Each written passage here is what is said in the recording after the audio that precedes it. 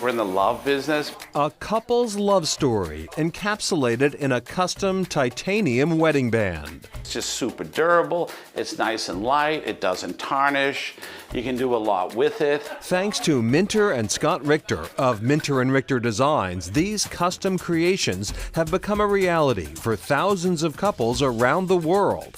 And it all started with the couple's own love story.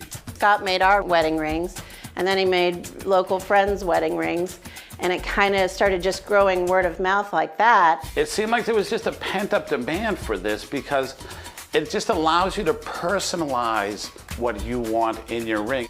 The design process begins with Minter meeting couples at this Dorchester design studio or virtually.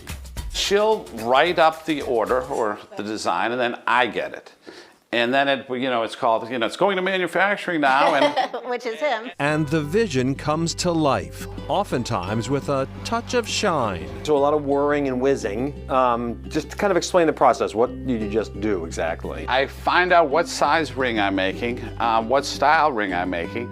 I just choose a particular piece of titanium for the process, and then I selectively remove the metal where it needs to be removed. And when I'm doing inlays, I cut very precise to a thousandth of an inch accuracy inlays. Inlays are a Minter and Richter specialty, and they can inlay nearly anything into one of these durable titanium bands. Most materials have a meaningful connection to the couple. From the shimmering sands of beaches. We have sands from the Curacao, Netherlands and all over Hawaii, and now a lot of Greece. This is that shimmery Maui sand you were talking about. The blue, really does. That's it's beautiful. really blue. To dirt from a Boston institution. This is Fenway Park. Pitcher Mound dirt in there. So I mean, it's as much as your imagination can come up with. Really, there's no you can limit. bring anything. You could bring anything. To car parts. Yes, you heard that right. He would like to have this incorporated into his wedding ring. So what we're going to do is we're going to slice it up, dice it up a little bit, polish it, and we're going to make an inlay out of this material for him. To gold of all kinds. So that's gold quartz. This is gold quartz, this is fool's gold. But again, also people will send us their own gold wedding bands. Oh. Or they'll just ask us for gold. But a lot of times they want it to be their sentimental gold. And speaking of gold, what we are looking right now is at a selection of our gold collection, which is the element that we have the most in the collection. We have over 1,600 specimens of gold.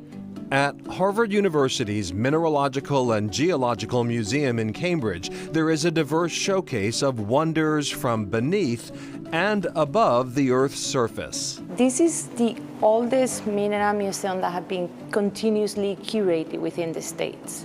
This collection has been curated since over 240 years. Visitors learn how raw materials can be transformed into dazzling gemstones. Coming from all the way somewhere deep in the earth, then you get that material out, someone cut it, and then finally a designer will create a piece of jewelry. But Raquel Alonso Perez, the museum's curator, says it's not just an educational experience. Apart from learning, which I think this is why we are here, I think it's just the beauty.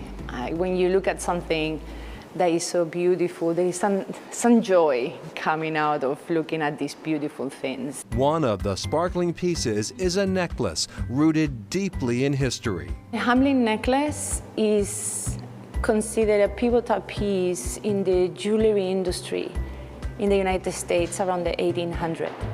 And the main reason is because this necklace consists of different color gemstones, which is the same gem, is a tourmaline. But all of these color gemstones come from the same mine up in Maine, Mount Mica. And there is something on display for everyone, from meteorites to the birthstone case.